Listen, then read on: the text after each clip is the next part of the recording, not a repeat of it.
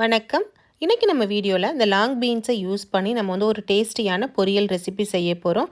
இந்த பொரியல் ரெசிபி வந்து ரொம்பவே ஈஸியாக இருக்கும், அதே சமயம் ரொம்ப டேஸ்டியாக இருக்கும். இதை எப்படி பண்ணலாம், என்னென்ன பொருள்லாம் தேவைங்கிறத வாங்க வீடியோக்குள்ளே போய் பார்க்கலாம். இன்றைக்கி இந்த பொரியலுக்கு நான் இன்றைக்கி வந்து 400 கிராம் அளவுக்கு லாங் பீன்ஸை எடுத்து சுத்தமாக வாஷ் பண்ணிவிட்டு பொடியாக கட் பண்ணி எடுத்திருக்கேன். உங்களுடைய விருப்பத்துக்கு தகுந்த மாதிரி இந்த லாங் பீன்ஸை நீங்கள் வந்து கட் பண்ணி எடுத்துக்கோங்க. இப்போ நாம் அடுப்பில் வந்து பாத்திரத்தை வச்சுட்டு 1 டீஸ்பூன் அளவுக்கு வந்து எண்ணெயை சேர்த்துக்கலாம். எண்ணெய் வந்து நல்லா காஞ்சி வரட்டும்.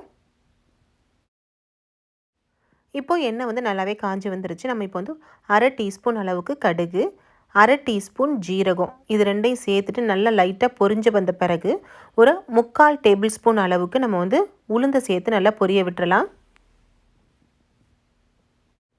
இப்போது கடுகு, ஜீரகம், உளுந்து எல்லாமே நல்லா வதங்கி வந்துருச்சு. இந்த டைமில் 2 பச்சை மிளகாவை நீல வாக்கில் கீறி வச்சுருக்கேன். இதை சேர்த்து வதக்கிட்டு கூடவே ஒரு கொத்து கருவேப்பிலையும் சேர்த்து நம்ம வாசத்துக்காக சேர்த்து வதக்கிக்கலாம். ஒரு பெரிய வெங்காயத்தை பொடியாக கட் பண்ணி எடுத்து வச்சுருக்கேன். இதை சேர்த்து வந்து நல்லா வதக்கிக்குவோம்.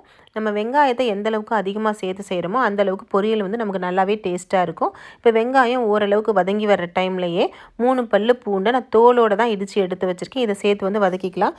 ஒருவேளை உங்களுக்கு தோல் வேணாம் அப்படின்னா தோலை உரிச்சிட்டு கூட நீங்கள் வந்து பூண்டை இடித்து நீங்கள் வந்து சேர்த்துக்கோங்க. வெங்காயமும் பூண்டும் வதங்கி நல்லா வாசம் வர ஆரம்பிச்சிச்சு. இந்த டைமில் நம்ம கட் பண்ணி வச்சுருக்கிற தட்டக்காவை இதில் சேர்த்து நம்ம வந்து நல்லா கலந்து விட்டுக்கலாம்.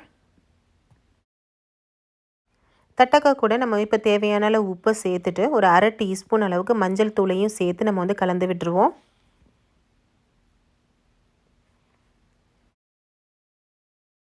இப்போ எல்லா பொருளையும் நல்லா வதக்கி விட்டுட்டு இந்த காய் வேகிறதுக்கு தேவையான அளவு நம்ம தண்ணியை வந்து சேர்த்துக்கலாம். இந்த காய் வந்து மூழ்கிற அளவுக்கு மட்டும் நீங்கள் வந்து தண்ணியை சேர்த்துக்கோங்க. நான் இன்றைக்கி 3/4 டம்ளர் அளவுக்கு தண்ணியை வந்து சேர்த்துருக்கேன்.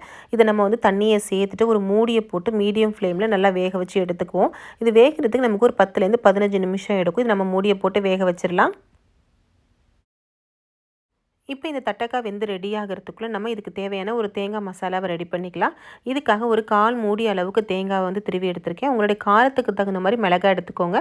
4 வரமிளகாய் நான் இன்றைக்கி எடுத்திருக்கேன். 1 டீஸ்பூன் சோம்பு, இது எல்லாத்தையுமே மிக்ஸி ஜாரில் போட்டு கொஞ்சம் கொரப்பாக நம்ம வந்து அடித்து எடுத்துக்க போகிறோம். தண்ணியெல்லாம் சேர்க்கணும்னு அவசியம் இல்லை. நீங்கள் அப்படியே போட்டு பல்ஸில் வந்து ஒரு 2லேருந்து 3 தடவை மட்டும் அடித்து எடுத்துக்கோங்க. இந்த மாதிரி கொரப்பாக இருந்தால் நல்லாயிருக்கும். இப்போ நல்லாவே வந்து நம்ம சேர்த்த தட்டக்காய் வந்து வெந்து ரெடியாகி வந்துருச்சு. நம்ம விட்ட தண்ணி எல்லாமே சுண்டி நல்லா சூப்பராக ரெடி ஆயிடுச்சு. இந்த டைமில் நம்ம பொடி பண்ணி வச்சுருக்க தேங்காவை இதில் சேர்த்துக்கலாம். இப்போ நம்ம தேங்காய் வந்து சேர்த்துட்டு தட்டக்காய் கூட நல்லா கலந்து விட்டுறலாம். கலந்து விட்டுட்டு ஒரு மூடியை போட்டு அடுப்பை வந்து லோ ஃப்ளேமில் விட்டுருங்க. அப்படியே ஒரு 5 நிமிஷத்துக்கு லோ ஃப்ளேம்லேயே குக் ஆகட்டும். நல்லா நம்ம வந்து அரைச்சி சேர்த்த தேங்காய், சோம்பு, மிளகாய் இது எல்லாமே வந்து இந்த 5 நிமிஷத்தை லோ ஃப்ளேம்லேயே நல்லாவே குக் ஆகி நல்ல ஒரு வாசத்தை நமக்கு கொடுக்கும் இந்த தட்டக்காய் பொரியலுக்கு. இப்போ நம்ம வந்து 5 நிமிஷத்துக்கு அப்படியே இதை விட்டுறலாம்.